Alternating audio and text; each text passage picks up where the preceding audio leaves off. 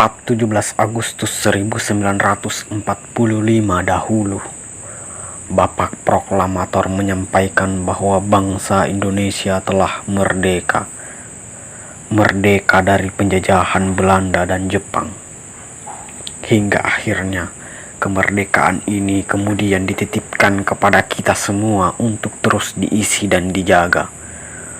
Mengulas tentang sebuah perjuangan para pahlawan yang sekarang ini menjadi cerita sejarah yang tidak dapat dihilangkan. Mereka dulu berjuang agar negara ini bisa merdeka dan masyarakat juga bebas dari kerja-kerja paksa tanpa upah.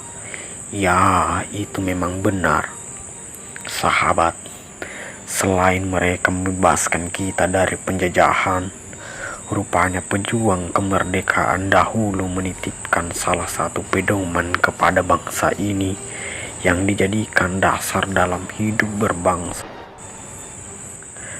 Sahabat, selain mereka membebaskan kita dari penjajahan, rupanya pejuang kemerdekaan dahulu menitipkan salah satu pedoman kepada bangsa ini yang dijadikan dasar dalam hidup berbangsa dan bernegara.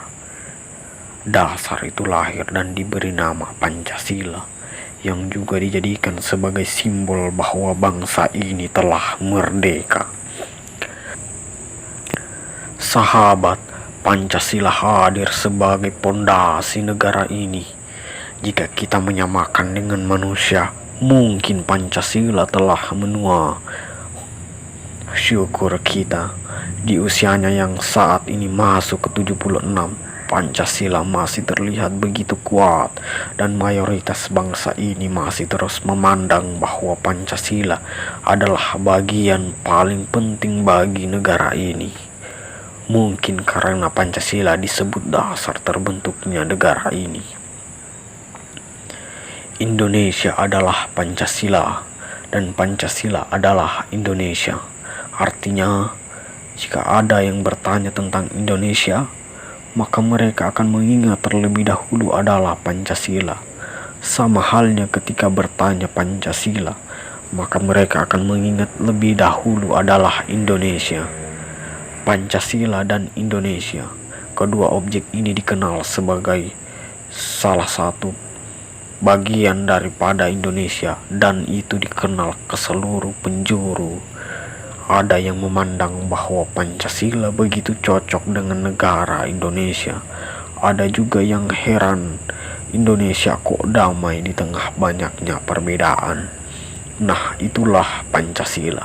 Seperti itulah saya sampaikan di awal bahwa Pancasila itu mempersatukan. Mengulang kembali, Indonesia sudah merdeka dan dasar Indonesia merdeka adalah Pancasila. Kita tidak tahu sampai kapan usia dasar negara kita. Usianya telah masuk ke 76 tahun. Jika mungkin Pancasila adalah makhluk, mungkin ia sudah menua dan bahkan sakit-sakitan. Itu biasanya memang manusia ketika sudah menua memang sakit-sakitan.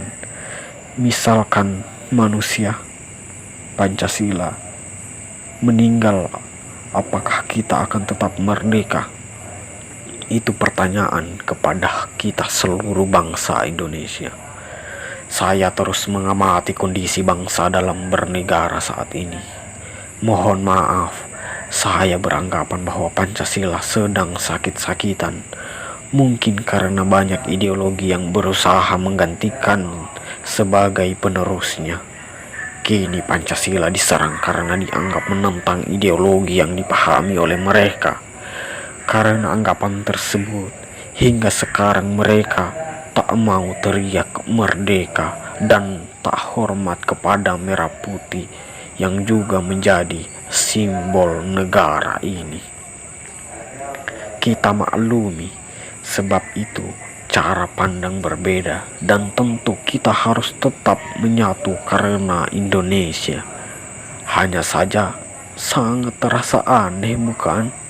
Ketika kita teriak merdeka, sedangkan sebagian kelompok merasa tidak merdeka.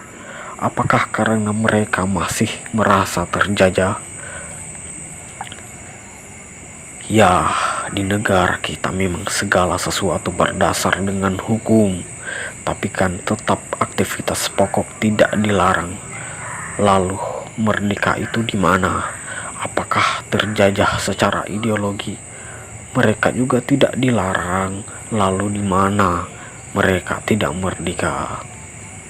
Sekarang ini banyak ideologi berusaha menggantikan posisi Pancasila.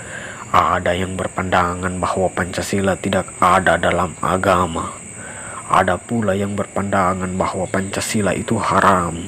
Intinya, tekanan-tekanan ideologi hadir dengan mencari celah untuk menjatuhkan Pancasila. Oleh karena itu, kita sebagai bangsa yang kuat harus terus memegang teguh bahwa Pancasila adalah pondasi yang berjodoh dengan negara Indonesia.